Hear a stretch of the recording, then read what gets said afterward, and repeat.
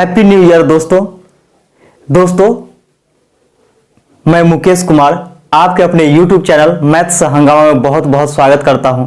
दोस्तों, यह नए साल में एक नए उम्मीद के साथ मैं आशा करता हूं आप सभी से कि आप इस वर्ष में या हो सके तो इस महीने में यानी जनवरी के महीने में आप वीडियो को इतना शेयर करें, इतना ज़्यादा शेयर करें, इतना मेरा सपोर्ट करें कि मेरा चैनल मोनेटाइज हो जाए और मैं इस चैनल पर मैथ और रीजनिंग का वीडियो लेकर के आता हूं।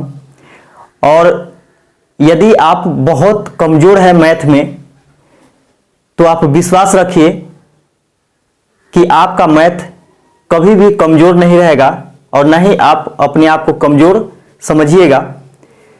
तो कृपया यदि इस वीडियो पर आप नए हैं, इस चैनल पर नए हैं, तो चैनल को क्या कीजिए कि सब्सक्राइब कर लीजिए, जिससे क्या होगा कि मैं वीडियो डालूंगा और उसका नोटिफिकेशन जो है, उसका जानकारी आप तक सबसे पहले पहुंचेगा।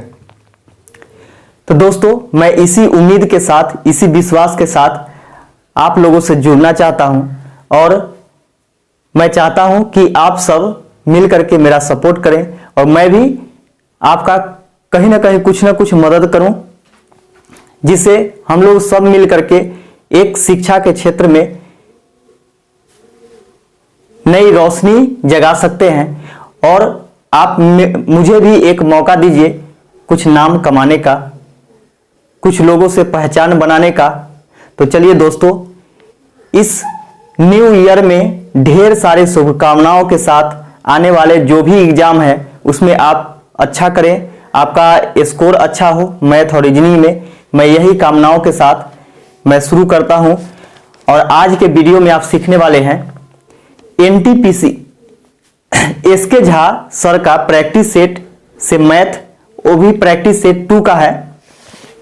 तो सेट 2 का मैथ, जिसमें मैंने क्या किया है कि एक वीडियो इसका बनाया हूं, 41 से लेकर के 50 तक का क्वेश्चन उसमें डाला गया है। उस वीडियो को यदि आप नहीं देखे होंगे तो डिस्क्रिप्शन बॉक्स में नीचे चले जाइएगा।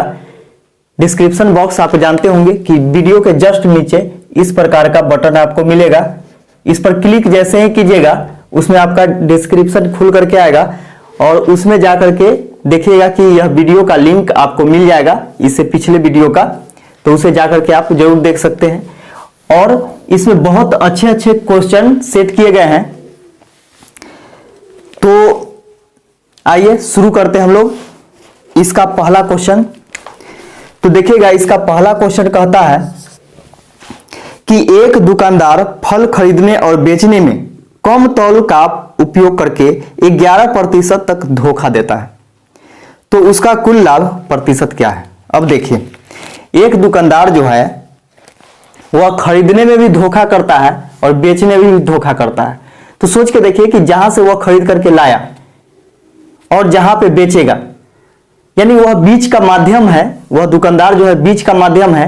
कहीं ना कहीं से वह खरीद करके लाता है और कहीं जाकर के बेच देता है। तो खरीदने के समय भी धोखा करता है। हो सकता है कि 2-4 माने ही चलिए क्या है कि प्याज बेच रहा हो, आलू बेच रहा हो, चाहे कुछ भी है, यानी दुकानदार है तो वह कुछ भी बेच सकता है। तो वह क्या किया होगा कि जहां से वह थोक रेट में खरीदने के लिए गया होगा वहां से माने चले कि ये कुछ चुरा करके रख लिया होगा, है ना। ऐसा भी कर सकता है, तब तो वहां पे उसको धोखा देगा ना। और क्या करेगा कि ग्राहक के साथ भी कम तौल का प्रयोग किया गया होगा, है ना। तो देखिएगा यहां पे कि 11% तक का धोखा देता है। इसका मतलब क्या कि बेचने में भी और खरीदने में भी 11% का धोखा देता है। तो इसका कुल लाभ प्रतिशत क्या होगा। तो एक सिंपल सा सूत्र याद रखिएगा आप कि plus minus A plus minus B plus minus A गुने बी बटा 100। ठीक है। अब यहां पे क्या करना है कि देखना है प्लस भी है और माइनस भी है। तो जब लाभ का बात करेगा तो प्लस का चिन्ह दीजिएगा और जब हानि का बात करेगा तो माइनस का चिन्ह होगा। तो यहां पे क्या करेंगे कि प्लस का चिन्ह देंगे। क्यों? क्योंकि यहां पे दोनों कंडीशन में लाभ हो रहा है।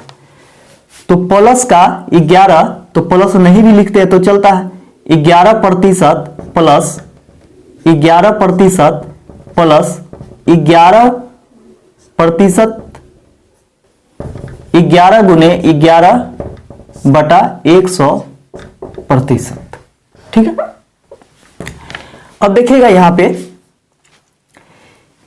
कि 11 और 11 जोड़ेंगे कितना हो जाएगा, 22% हो जाएगा।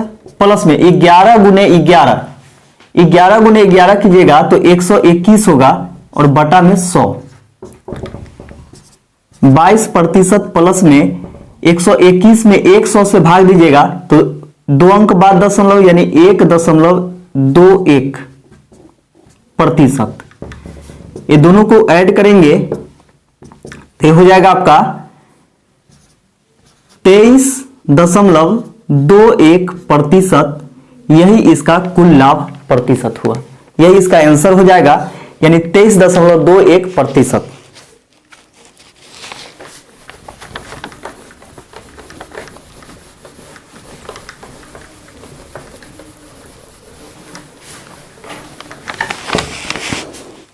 अगला क्वेश्चन देखिएगा, एक घन के पृष्ठीय क्षेत्रफल और आयतन के आंकिक मान बराबर है, घन का आयतन ज्ञात कीजिए।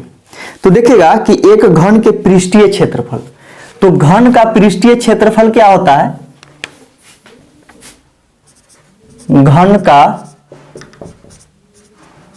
पृष्ठीय क्षेत्रफल बराबर होता है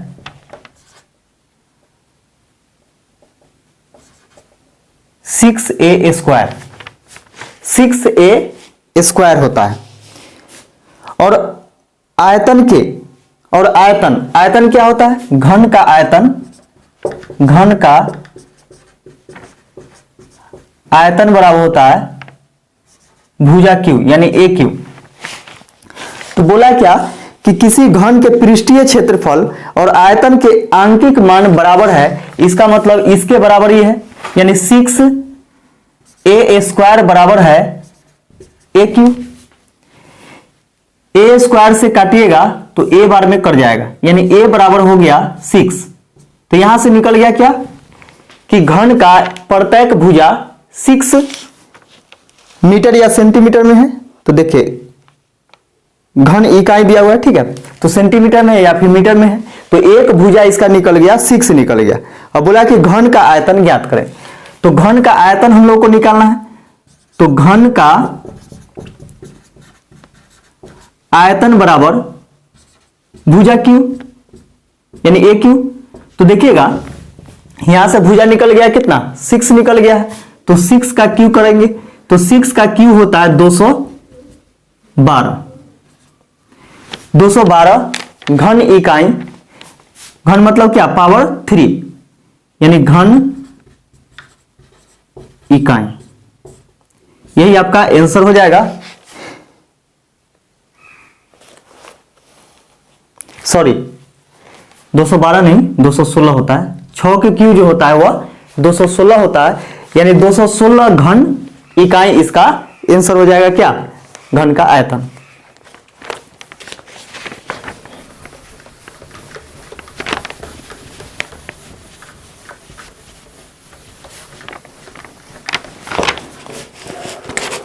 अगला देखिएगा क्वेश्चन, अगला क्वेश्चन है कि 8 साल पहले अश्विनी की आयु अर्पित की आयु से 3 गुना से 1 वर्ष कम थी। ये अश्विन है और ये है अर्पित।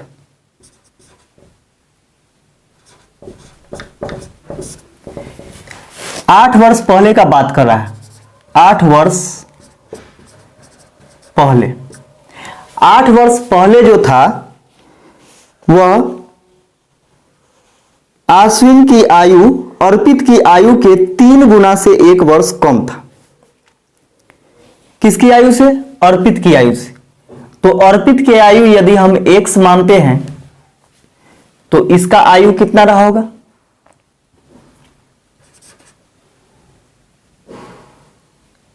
3 गुना से 1 वर्ष कम, यानी इसके आयु का 3 गुना से 1 वर्ष कम कब? 8 वर्ष पहले। ठीक है, तो यहां से हम लोग देखते हैं कि वर्तमान आयु,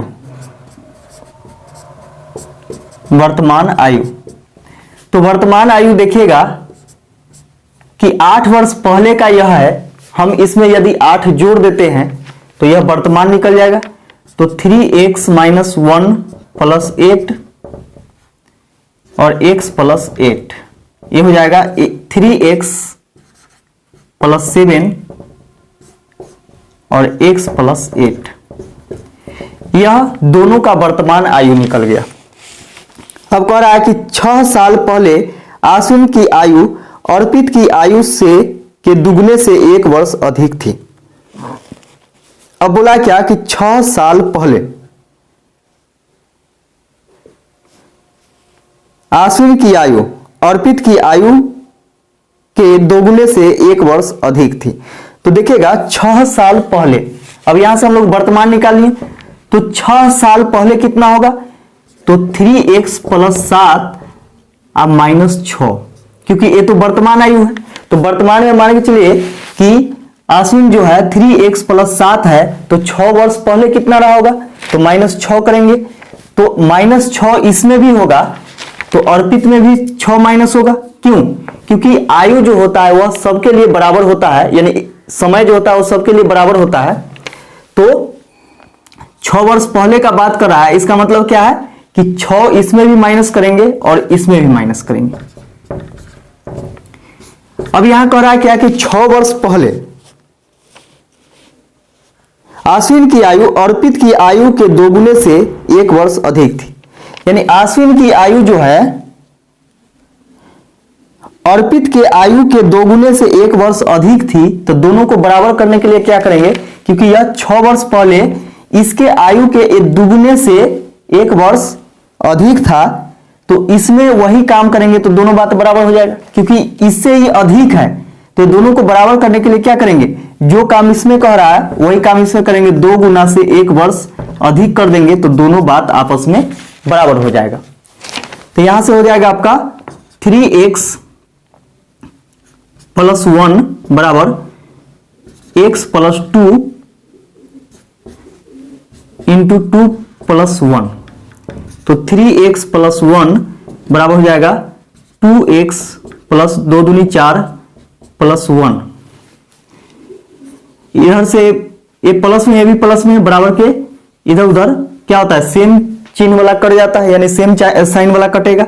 अब इधर से हम क्या करते हैं कि इसको घटाते हैं, तो 2x उधर से आएगा और 3x में से घट जाएगा, तो x बराबर उधर क्या बच गया, 4, यानी x का वैल्यू 4 आ गया। तो पूछ क्या रहा था, 7 वर्ष बाद अर्पित की आयु कितनी होगी? तो देखिएगा 7 वर्ष बाद अर्पित की आयु पूछा है, तो हम लोग देखते हैं यहाँ पे कि वर्तमान आयु यहाँ पे दिया गया x प्लस 8, x प्लस 8 जो है वह वर्तमान आयु है। तो x का वैल्यू क्या है, 4 है, अब प्लस 8, 8 और 4 12, 12 वर्ष हो गया इसका वर्तमान आयु, किसका, अर्पित का।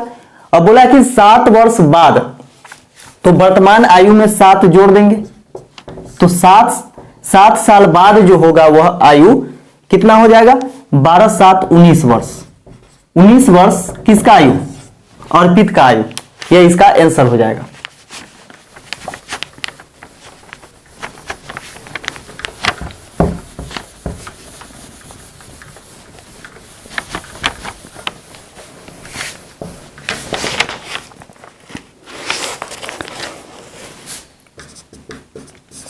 अगला क्वेश्चन देखिएगा कि एक परीक्षा में उत्तीर्ण होने के लिए यानी पास होने के लिए प्राप्तांकों का प्रतिशत 42% होना चाहिए, यानी पास मार्क जो है वह 42% होना चाहिए। यदि 42% से कम होगा तो वह फेल कर जाएगा। यदि अधिकतम अंक 450, देखिए अधिकतम अंक 450 है, इसका मतलब कि 450 मार्क्स का ही क्या हुआ है, एग्जाम हुआ है। तो परीक्षा में उत्तीर्ण होने के लिए कितने अंक प्राप्त करना आवश्यक है? तो देखिएगा कि कोई भी चीज अपने आप में 100% होता है, तो एग्जाम भी हुआ होगा तो वह 100% का एग्जाम हुआ होगा। तो देखिएगा कि 100% का एग्जाम हुआ, लेकिन एग्जाम हुआ कितना, 450 अंक का। अंक में हुआ 450, जबकि होता है 100% का। दोनों बात बराबर, 1 0 से 1 0, यानी 1% का वैल्यू हो जाएगा 45/10। 10 इधर गुना में, उधर जाएगा तो भाग में। अब हम लोग से पूछा है पास मार्क, और पास मार्क कितना है, 42% है।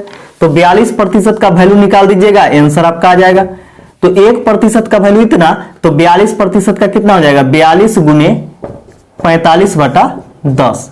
5 से 5 दूनी 10, 5 से 5 9 45, 2 से काटेंगे 21 बार में, 9 1 9, 9 दूनी 18, यानी 189, 189 अंक इसको लाना होगा, तब यह पास कर जाएगा। यानी पास मार्क जो होगा वह कितना होगा, 189।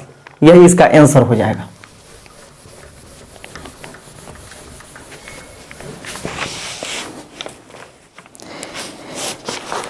अगला क्वेश्चन देखिएगा,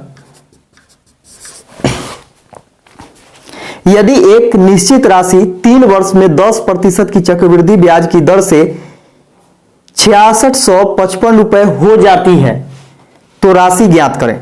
तो देखिएगा लैंग्वेज पर भी ध्यान देना पड़ता है कि आखिर क्या क्या दिया हुआ है, तो ये चीज आपको समझना पड़ेगा। लेकिन यह प्रैक्टिस सेट है, लेकिन थोड़ा सा ज्यादा समय लग जा रहा है, इसके लिए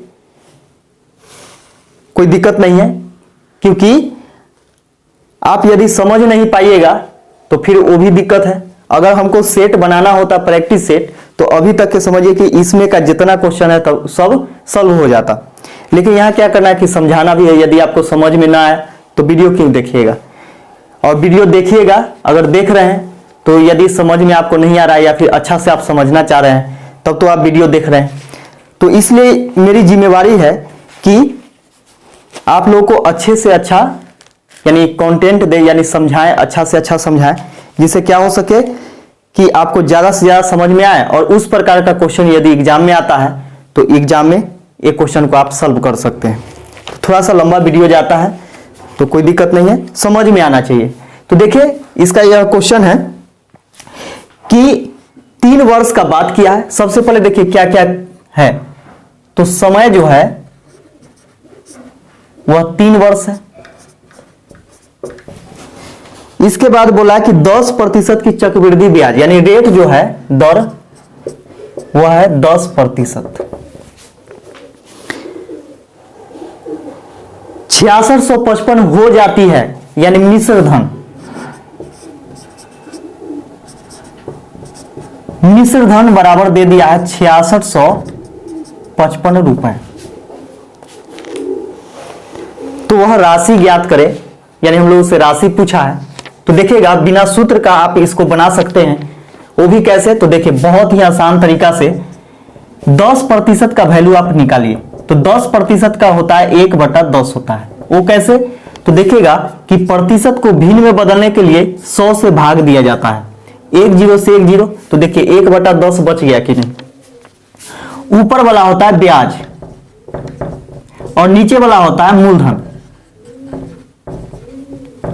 दोनों को जब हम जोड़ देंगे तो क्या हो जाएगा, ऊपर वाला मिश्र धन हो जाएगा कितना, मूलधन प्लस ब्याज, यही ना होता है मिश्र धन। तो मूलधन प्लस ब्याज यानी 10 और 1 11/10। और हमसे क्या पूछा है, चक्रवृद्धि ब्याज पूछा है और समय दे दिया है। तो चक्रवृद्धि ब्याज में क्या करते हैं कि जो समय दिया रहता है वो पावर चढ़ा देंगे ऊपर। 11 का क्यू कीजिएगा तो 1331 आता है, बटा में 10 का क्यू होता है कितना, 1000। तो देखिएगा यहां पे कि अंश में ऊपर वाला जो है क्या होता है, अब यहां पे मिश्र धन हो गया है और नीचे वाला मूलधन।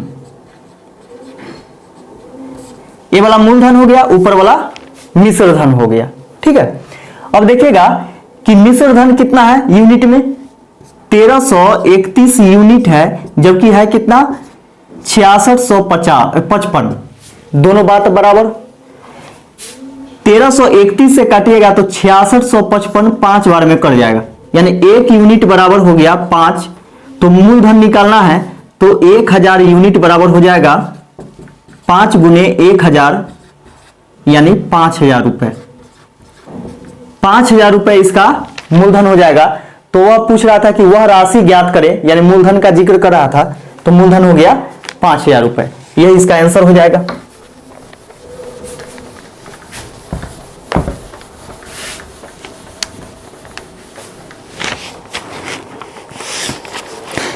अगला क्वेश्चन देखिएगा,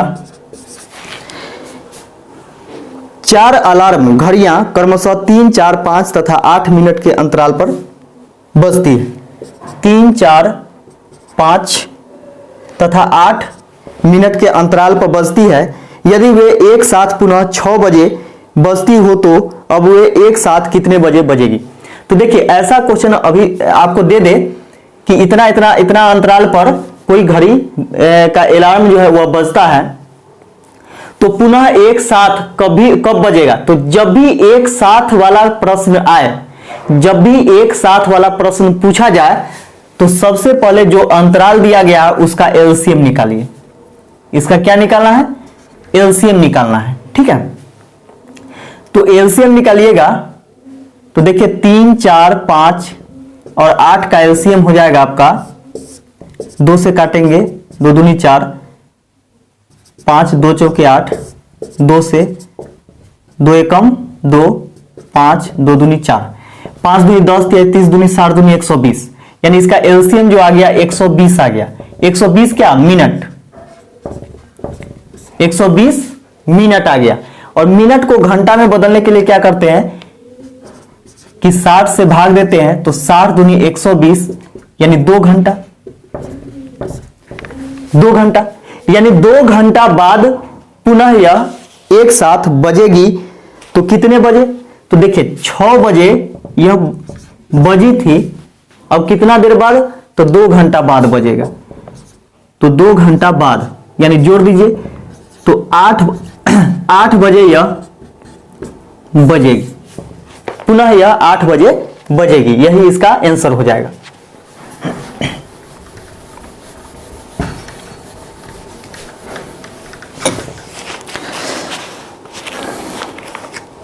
अगला क्वेश्चन देखिएगा।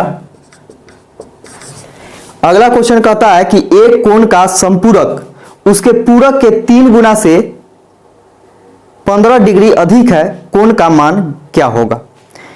तो संपूरक, सबसे पहले देखिए संपूरक किसको कहेंगे और पूरक किसको कहेंगे। तो संपूरक जो होता है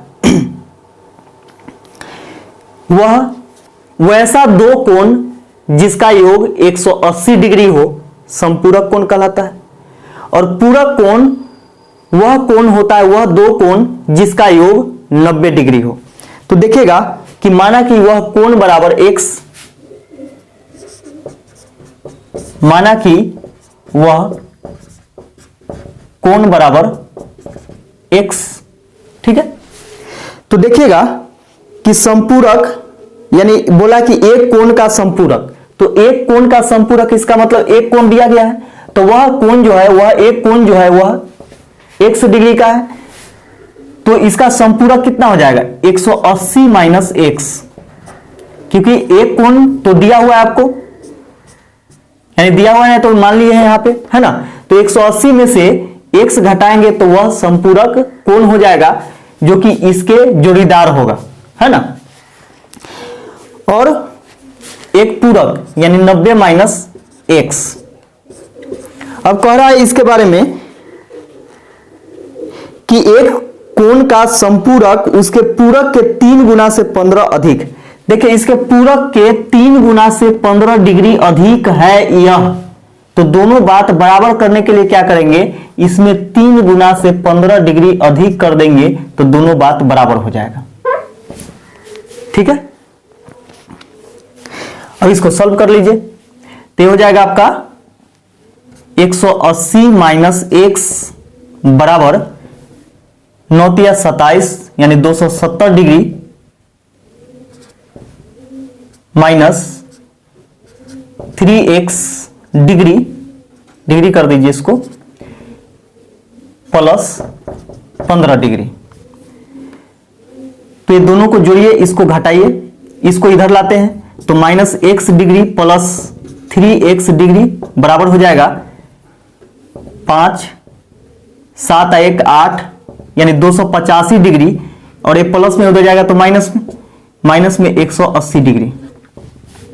तो 2x डिग्री बराबर हो जाएगा, इसको घटाइएगा तो 105 डिग्री हो जाएगा, है ना। 2 से इसको काटेंगे तो 2 पचे 10, 2 दूनी 4, दशमलव 1 बचेगा, 2 पचे 10, यानी x का वैल्यू जो आ गया वह 52.5 डिग्री आ गया। तो यही आपका आंसर होगा 52.5 डिग्री।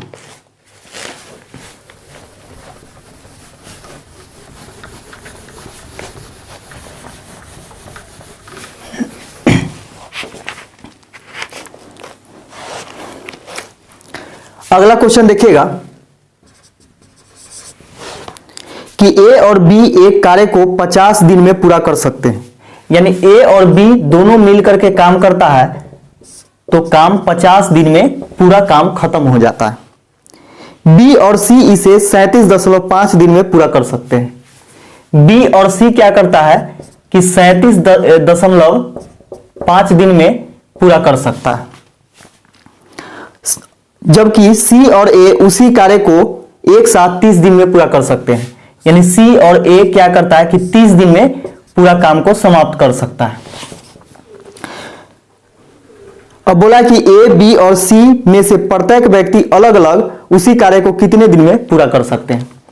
तो देखिएगा, सबसे पहले हम लोग क्या करेंगे कि इसका एलसीएम निकालेंगे, है ना। तो ये सबका एलसीएम जो हो जाएगा आपका 750 होगा, और यहां देखिएगा 50/1, 3750/10 और 30/1, यही होगा आपका। तो इसका एलसीएम निकालना है तो भिन्नों का लॉसा बराबर होता है अंशों का लॉसा, यानी अंशों का एलसीएम बटा हरों का एचसीएफ, यानी नीचे वाला का मौसा। तो 1 10 और 1 का एचसीएफ निकालिएगा तो 1 आएगा, तो बटा में 1 9 भी लिखिएगा तो चलेगा, ठीक है। अब यहां देखिए कि इससे इसमें हम भाग देंगे तो 15 बार में कटेगा, इससे इसमें भाग दीजिएगा तो कितना बार में कटेगा, तो 750 गुने 10/375। 5 से इसको काटिए तो 5 7 35 और 50 25, 5 दूनी 10, 75 से 10 बार में, 10 दूनी 20 बार में कटेगा यह। और इससे काटिएगा तो 0 से 0, 25 तिहाई 75, 25 बार में कटेगा। ए और बी मिल करके अब देखिए यहां पे 750 टोटल काम है, यानी एलसीएम बराबर क्या होता है कि टोटल वर्क होता है। तो 750 टोटल वर्क है, तो ए और बी मिल करके काम करेगा तो प्रत्येक दिन कितना काम करेगा, 15 काम, प्रत्येक दिन 15 काम करेगा, जबकि बी और सी प्रत्येक दिन 20 काम, और सी और ए प्रत्येक दिन 25 काम करेगा। तो देखिएगा यहां से आप जोड़ते हैं इसको तो 2a मिलेगा, 2b मिलेगा और 2c मिलेगा। तो 2 यदि हम कॉमन लेते हैं तो a plus b plus c होगा बराबर, ये सबको जोड़िएगा तो 60 आ जाएगा। 2 से इसको काटेंगे तो 30 बार में। अब यहां से बोला है क्या कि a, b और c अकेला अकेला कितने दिन में काम करता है, यानी अकेला काम करना पड़ता है a को भी, b को भी और c को भी, तो वह कितने दिन में काम कर सकता था। तो देखिएगा यहां पे हमको a का वैल्यू निकालना है तो b और c को हटाना पड़ेगा। तो b और c को हटाना होगा तो देखिएगा b और c का वैल्यू कितना है, 20 है, तो a प्लस 20 बराबर 30। तो 20 घटाइएगा तो a बराबर कितना हो जाएगा, 10। यहां से इसका क्षमता निकला, यानी a जो है प्रत्येक दिन 10 काम करेगा। तो जब a प्रत्येक दिन 10 काम करेगा तो a को पूरा काम करना होगा, यानी 750 काम करना होगा, तो कितना दिन में करेगा। तो टोटल वर्क आप बटा में क्षमता कीजिएगा तो दिन निकलेगा, यानी समय निकलेगा। तो ए करेगा 75 दिन में, ए करेगा 75 दिन में। बी के बारे में पूछ रहा है तो अब हमको क्या करना है कि बी का वैल्यू निकालना है, तो ए और सी का मान रख करके घटाना होगा। तो ए और सी का वैल्यू कितना है, 25। तो 30 में से 25 घटाइएगा तो बी का वैल्यू क्या आ जाएगा, 5 आ जाएगा। तो बी का वैल्यू क्या आ जाएगा, 5। उसी प्रकार आपको घटाना है। तो 750 में 5 से भाग दे देंगे, 15 पचे 75 यानी 150 दिन, तो हो जाएगा 150 दिन बी का वैल्यू। ठीक है, और सी का वैल्यू देखिएगा, यदि हमको सी निकालना है तो ए और बी का वैल्यू घटाना होगा। तो ए और बी का वैल्यू कितना है, 15 है। तो 15 यदि 30 में से हम घटा देते हैं तो सी का वैल्यू कितना आ जाएगा, 15 आ जाएगा। यानी यह प्रत्येक दिन 15 काम करता है। तो सी को यदि पूरा काम करना पड़े यानी 750 काम, तो कितना दिन में करेगा, तो 15 से भाग दे देंगे, 15 पच्चीस 75 यानी 50 दिन में, 50 दिन में। तो ए कर पाएगा अकेला 75 दिन में, बी अकेला कर पाएगा 150 दिन में, और सी अकेला कर पाएगा कितना, 50 दिन में। तो यही इसका आंसर हो जाएगा 75, 150, 50। अगला क्वेश्चन देखिएगा। अगला क्वेश्चन कहता है कि वह अनुपात ज्ञात कीजिए जिसमें रेखा 4x प्लस y बराबर 13 दो बिंदुओं 1,6 और 6,1 को जोड़ने वाले रेखाखंड को विभाजित करती है। देखिएगा बोला कि वह अनुपात ज्ञात कीजिए। तो यहां से हम लोग देखते हैं कि यह रेखा है और ये बिंदु है, दो बिंदु है। ठीक है, एक में है आपका 1:1,6, 1,6 है, और दूसरा बिंदु पर है 6,1। एक समीकरण भी दिया गया है, यानी 4x प्लस y बराबर 13। और यहां पे देखिए ये P बिंदु होता है, मान लीजिए P बिंदु ही होता है। और अनुपात हम लोगों से पूछा है, अनुपात यहां पे मान के चलिए कि यह m होता है और यह n होता है। ठीक है, तो हम यहां से इसको a बोलेंगे, इसको b बोलेंगे। तो हमको क्या निकालना है, तो देखिए यहां पे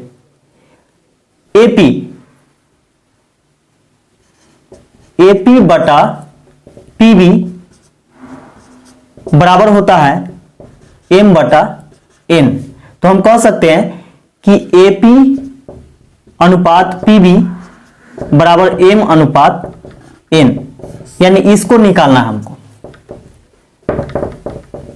इसका वैल्यू निकालना है, न कि इसका वैल्यू यानी P का वैल्यू। तो देखिए सबसे पहले जब तक कि हम P का वैल्यू नहीं निकालेंगे, क्योंकि आप देखे होंगे क्वेश्चन नंबर 60 यानी 60 में, जो कि आपका इस बुक में एनटीपीसी का एसके झा सर का प्रैक्टिस सेट में आप सेट 1 में देखे होंगे 60 नंबर क्वेश्चन, जो कि इसमें इसका वैल्यू निकालना था। ठीक है, और उसमें अनुपात दिया गया था, लेकिन इसमें अनुपात नहीं है। तो सबसे पहले क्या करेंगे, इसका वैल्यू निकालेंगे। तो P का वैल्यू निकालिएगा, तो सबसे पहले देखिए यहां पे क्या होता है, ये वाला होता है x1 और ये होता है y1, ये वाला होता है x2 और ये होता है y2। ठीक है, कि एक सूत्र होता है इसका x माइनस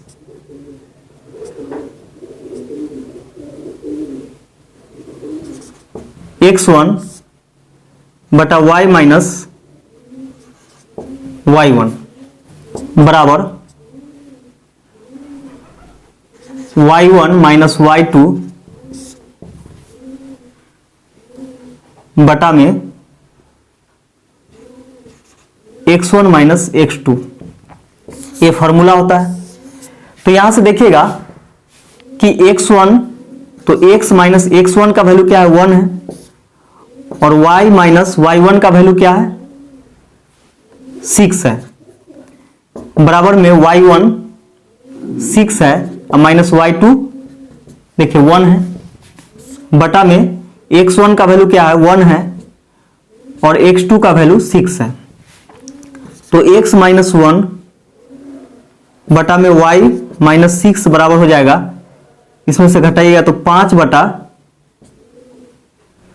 माइनस 5, इससे आप काटिएगा तो माइनस एक बार में कटेगा, माइनस से गुना कीजिएगा तो minus x minus minus plus 1 बराबर हो जाएगा y माइनस 6। इसको हम इधर भेज देते हैं, इसको हम इधर भेजते हैं, ठीक है। तो जब एक माइनस एक्स को उधर भेजिएगा तो y प्लस एक्स हो जाएगा। अब बराबर में इसको हम इधर भेजेंगे तो माइनस में 6 है, इधर आएगा तो प्लस में 6, यानी 6 एक साथ हो जाएगा। तो इसको आप y प्लस एक्स कहिए या फिर x प्लस वाई कहिए, दोनों बात बराबर है। तो यहां से देखिएगा कि x प्लस वाई बराबर 7, इसको समीकरण 1 मान लीजिए और समीकरण 2 जो है वह दिया हुआ है, चाहे इसको आप 2 मान लीजिए। तो समीकरण 2 मान लीजिए इसको, और समीकरण 1 दिया हुआ है क्या? तो आपको दिया हुआ है 4x plus Y, 4x plus Y बराबर 13, समीकरण 1 दिया हुआ है, ठीक है, ये चीज दिया हुआ है। अब यहां से समीकरण 2 भी निकल गया। अब x और y का वैल्यू हम निकालेंगे तो देखिए 4x प्लस वाई बराबर कितना है 13, तो x प्लस वाई बराबर 7।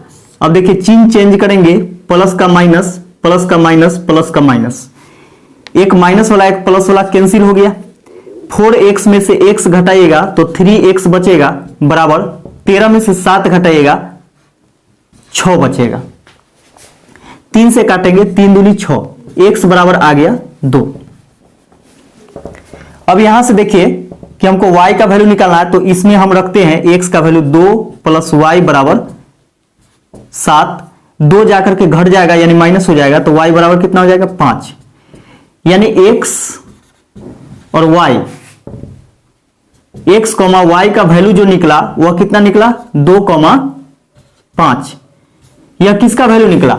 p का वैल्यू, p का वैल्यू निकल गया 2,5 निकल गया, 2,5, जो कि यह x का वैल्यू है और यह y का वैल्यू है। अब यहां से p का वैल्यू निकला है, अनुपात हम लोगों को नहीं निकला है।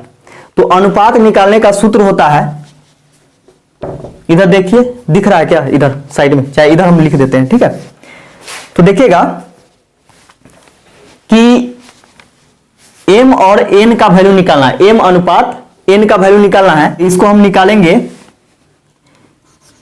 m अनुपात n का वैल्यू होता है x बराबर, यानी x लेंगे, x का वैल्यू, तो x बराबर हो जाएगा m into x2 plus n into x1 बटा m plus n, m plus n। तो x का वैल्यू देखिए कितना रखिएगा, 2 है, तो 2 रखिएगा, 2 बराबर हो जाएगा m इंटू x2 कितना आया, तो देखिए x2 कितना है, x2 6 है, तो 6 plus n into x1, x1 का वैल्यू क्या है 1 है, तो n इंटू 1 हो जाएगा, बटा में m plus n, m plus n। इसको इधर गुना करेंगे तो इधर हो जाएगा 2n, सॉरी m है ना, 2m प्लस 2n बराबर 6m प्लस n। इसको ले जाकर के इधर हम घटाते हैं, इसको उधर घटाते हैं, तो इधर से आ जाएगा, यानी 2n में से n घटाइएगा तो n बराबर हो जाएगा 6m में से 2m घटा दीजिएगा तो 4m हो जाएगा, 4m बचेगा। हम लोग को m अनुपात n निकालना है, तो इधर कुछ नहीं तो 1 छुपा हुआ रहता है, 4 उधर गुना में, इधर आएगा तो भाग में, और n जो है उसको भाग में भेजेंगे तो m बटा n हो जाएगा। अब बराबर हो जाएगा कितना, 1/4 है ना, यानी m अनुपात n का वैल्यू आ गया 1/4। देखिए दिख रहा है क्या, तो यही इसका आंसर होगा। और दोनों आपको ऑप्शन में दे दिया, ऑप्शन में इतना यदि आप निकाल करके छोड़ देते हैं तो वह आपका गलत हो जाएगा, जबकि आपको निकालना है क्या, m अनुपात n का वैल्यू निकालना है। तो m अनुपात n का वैल्यू हो जाएगा 1/4, जो कि ऑप्शन नंबर डी में इसका आंसर है। अगर ए वाला मारते तो आपका ऑप्शन नंबर बी में होता, जो कि गलत हो जाता।